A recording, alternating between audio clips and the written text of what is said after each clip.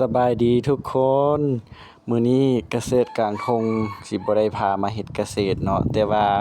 มื้อนี้เราสิพาทุกคนมาดูดหนองเนาะดูดหนองเพื่อว่าเอาปลาออกจากหนอง หลังจากที่ว่าเราได้เลี้ยงปลาดุกแล้วก็ได้ขายส่งให้แม่ค้าไปแล้ว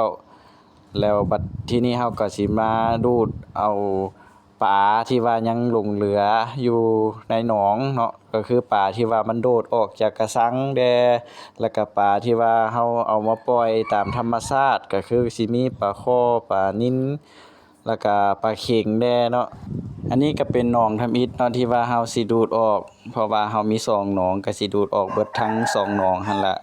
แต่ว่ามื้อนี้เราสิมาดูดหนองนี้ออกก่อนเนาะปลาในหนองนี้ก็สิมีบ่หลายปานใดเนาะเพราะว่าเราปล่อยแบบธรรมชาติแน่แล้วก็บ่ได้เกลือ